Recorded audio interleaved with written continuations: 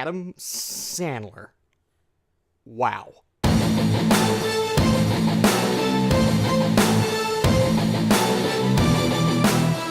What is up, Flick fans, and welcome back to my channel. I finally got to sit down and watch the Meyerowitz stories.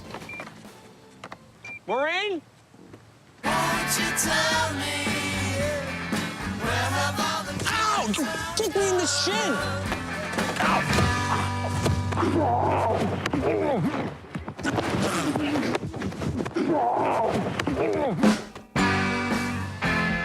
So the Meyerowitz, I watched the movie, still don't know how to pronounce it. I don't know. It is directed by Noah Baumbach and stars Adam Sandler, Ben Stiller, Dustin Hoffman, and a plethora of wonderful actors and actresses. If you guys don't know how my reviews work, I like to talk about the good and then the bad and then give you guys my score. Yesterday, I did some trailer reactions. I reviewed a movie on Netflix called The Babysitter and the brand new Jackie Chan movie called The Foreigner. I have a review out for that one as well. I want to say super quick, there's an app called Stardust on iTunes, and it's a place where I review movies and I talk about trailers, and you can do the same if you download that and you want to see reviews to every single movie that I watch, because every time I watch a movie, I review it on there. So if there's anything you're missing out on from me, you go check it out.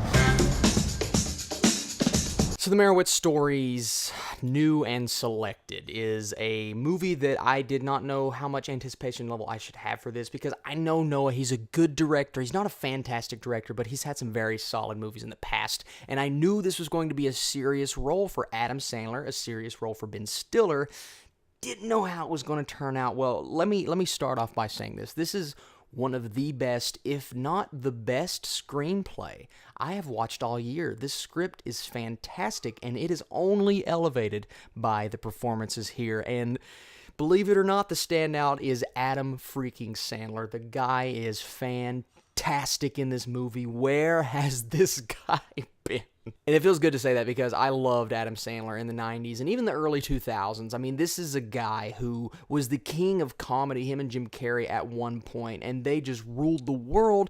Lately, not so much. And the same thing with Ben Stiller, but both of these guys, man, this is the movie for me that is just, ooh, it's bringing him back. And I know Ben Stiller had another one this year with Brad's Status, got great reviews, but I missed that one. I need to check that out. But this is a movie right now. It is one of the best. Just if you're a film fan, if you love the way that a script works, the way that a director knows how to handle characters and just special moments, then this is a movie that you're going to want to watch, because it has all of that and more. There are little reoccurring moments in this movie. It's like something happens earlier on in the movie and then it repeats itself later on, and it keeps repeating itself, but not in a way that's annoying. They just come back up and you're like, oh my gosh, this is these themes. He handles these themes. He handles these moments with just pure, ooh, the directing was just so great. I love the hard cuts in here too. You're in the middle of a scene, you're getting ready to feel the passion and the intensity, and then right in the middle of it just cuts to another scene. I say that and it sounds weird, but trust me, it works so well in the movie. It provides comedy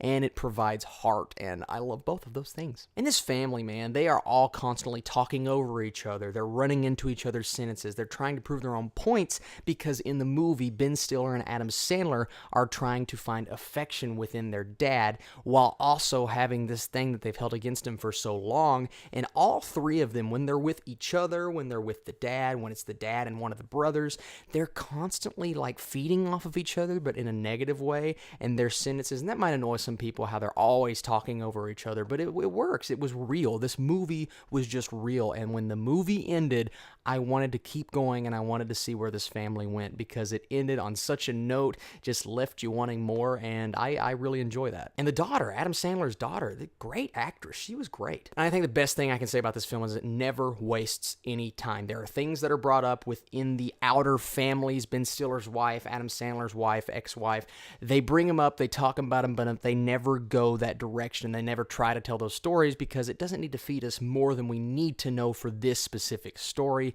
and I love that. He does not pander to his audience. This is just such a great screenplay, guys, and I can honestly say this is my favorite Netflix movie this year. I problems with this movie? Yeah, I don't have too many. There were a couple of cuts at the end that I think were a little bit too much. There's a moment with Adam Sandler when it zooms in, zoom, but it's not like a slow zoom, it's a cut zoom. I didn't love that choice. Maybe one too many fade to blacks. I liked it throughout the movie, but at the end you start doing it more and more. Kind of wears on you a little bit, but it wasn't too big of a problem. And I think the biggest complaint that most people will have with this movie is it's a little slow. Nothing major happens here. You're just following a story and following a family and following their fallout and then the way that everything comes together at the end. You know, it's not a movie for everybody. I'll completely admit that. But as a lover of a great story, a great script, and great direction, I really enjoyed it. I'm going to give the Meyerowitz stories an 84%. This is, like I said, my favorite Netflix movie of the year, and it's something that I honestly, as slow as it was, I wouldn't mind watching it again with somebody that I think would really enjoy it. So what did you guys think of this movie? If you haven't seen it yet, you should definitely go check it out if you have Netflix. Thank you guys for commenting, liking, and subscribing. I am so excited that Adam Sandler is back on track. Now, he's probably going to ruin it with another straight-to-Netflix movie, but whatever. This was very redeeming for him and for Ben Stiller, and I really enjoyed this movie more than I thought I would. You guys are the absolute best, and I will catch you later.